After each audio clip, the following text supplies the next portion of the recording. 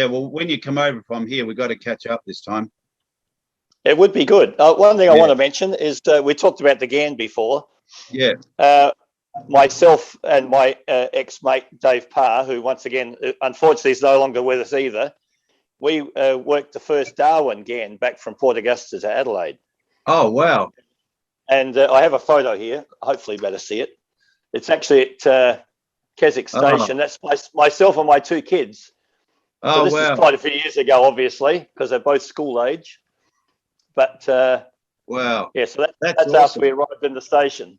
Yeah, that's pretty cool, mate. It's good when you get to do something that's a first timer, right? You know, yeah, it is. Yes, historical, because the GAN's an internationally popular train. It is. It's gets a lot of tourists on there, and yeah, unfortunately, I'm sort of a little bit, I got a little bit sad at times where I thought, I probably left the job a bit too early, but then I look at everything else I've done, and it wasn't too early. It was just meant to be at the time, you know. It is, yes. Well, you've done well. Don't worry. Oh yeah, it's been an amazing journey. Let me tell you, like working on TV shows that I would never thought I was going to be doing, and Doug, meeting him and creating all our YouTube channels. Sorry, Doug, I know we've left you out the conversation a bit, but as I said, you got to dive in somewhere, mate, because when you get railway men talking together, it's like, uh-oh. Well, that's the thing. When I suggested this series, I kind of knew that it was probably going to be with those ones where I just watched the show. That's hilarious. Well, look, Trev, this is not going to be the last time. We'll catch up again. And thanks for being our second guest on. And we've got a few more guys lined up next week. People who of course. Bob's from the museum's definitely going to jump on because he'll have a wealth of knowledge. Yes. Yeah, he's a great guy. I remember him from the early days of the suburban trains when he was a guard. And Paul Carroll and Michael Leslie Hillier are going to jump on next week. So, yeah, we're getting a lot of the guys. And, something came up for me the other day, and I'm going to share it on the AN group, Past Employees, that this is actually really something valuable now because it'll be a legacy, mate, like in years to come when a lot of us aren't here, which I hope is a long time away. Having this here as a legacy for people, like grandkids and kids and friends to be able to go back and view this. So, that sounded a little somber, but hey, it's facts. Yeah, it's we're all up there and probably got 20 years to go, and then this will be a great legacy for other people to look back on. I don't know whether you've done it or not yourself. You possibly have. Like I've been retired now. It's just been on 5 years this month, actually. So it's the fastest 5 years I've ever had, I think. But I remember the first day I started in the job, and standing in the booking on room there at Mile End and seeing guys that have been there for 10 years, maybe 20 years, and you think, oh my God, like that's forever. And all of a sudden you're retired. I've been retired 5 years, and you think, where did that time go? Oh yeah, seriously, like, yeah, I can't agree with you more, mate. Like it's just, how old are you now? I'll be 65 next month. Yeah, well, I'm 69 in a couple of months, and you think back and go, what? I couldn't even imagine back then 70 and 80, but yeah, it's but sadly there's a lot of guys that have passed on. Yes.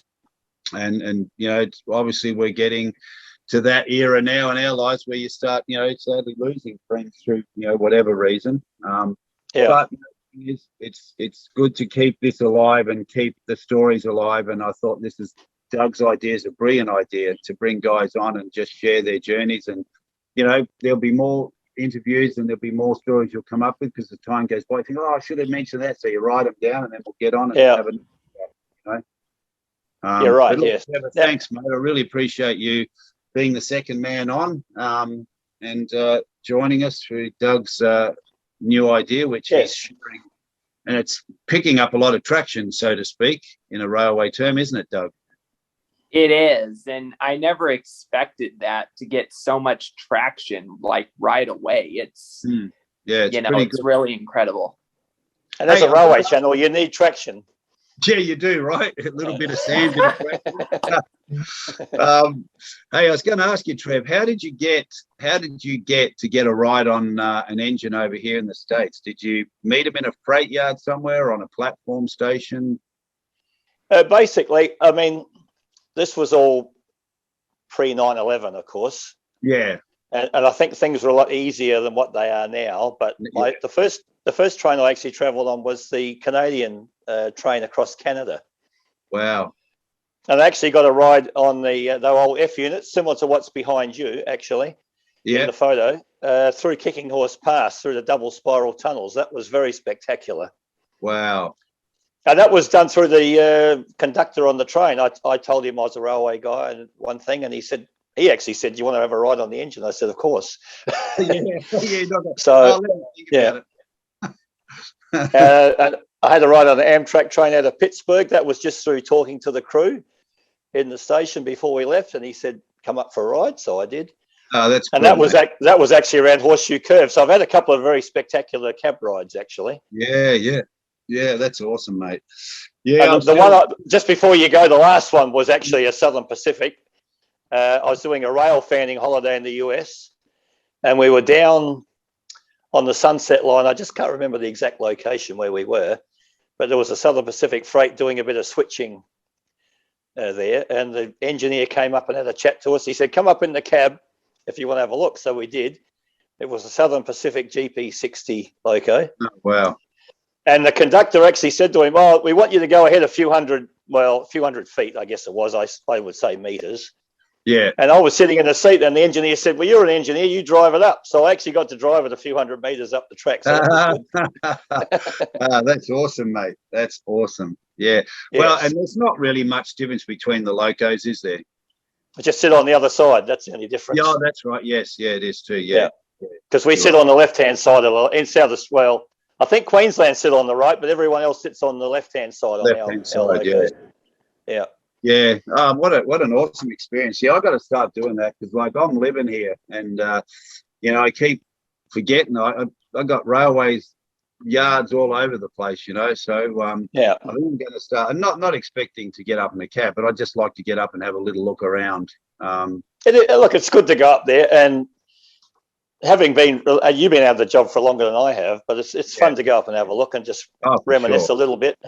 Yeah, it is. Yeah. Oh, look, we did it in down in Melbourne. I took my son out, and we went down to Dynon, and they had one of the yards there where the locomotives get fueled up and maintained. I forget, it's very close to the Docklands, and we're there on a Sunday filming. And I said, "Oh, come on, Kate, let's just wander in and we'll just ask. They can kick us out."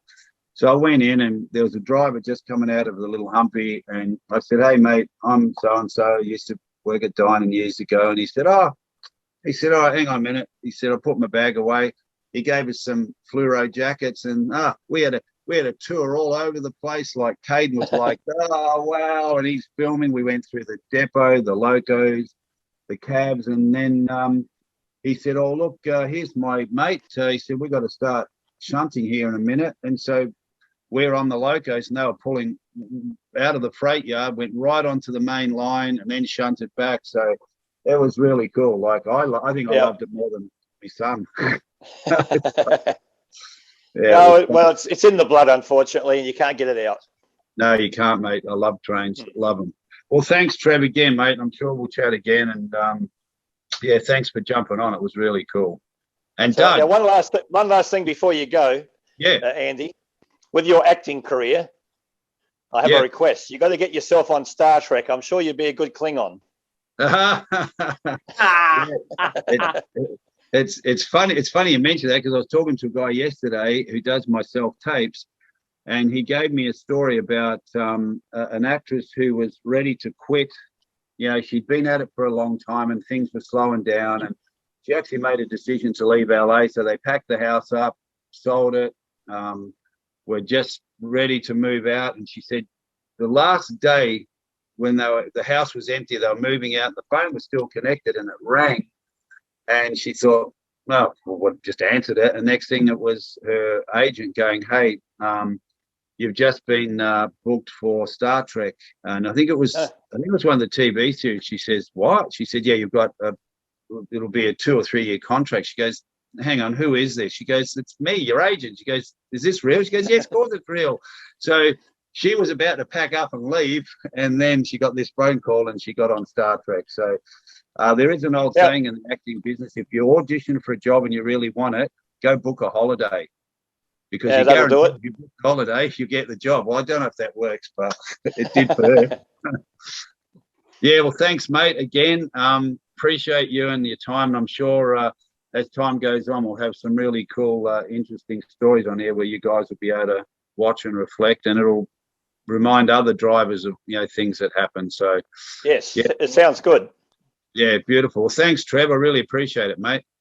No worries. Well, good to talk to you again. Yeah, thanks, Doug. Hey, watch out for that train behind you, mate. I'll move off the track a little bit, Doug. Closer, yeah. Mate. Okay. All righty. I want to thank both of my friends for appearing on Tales from the Rails. We'll see you next time for the next available episode.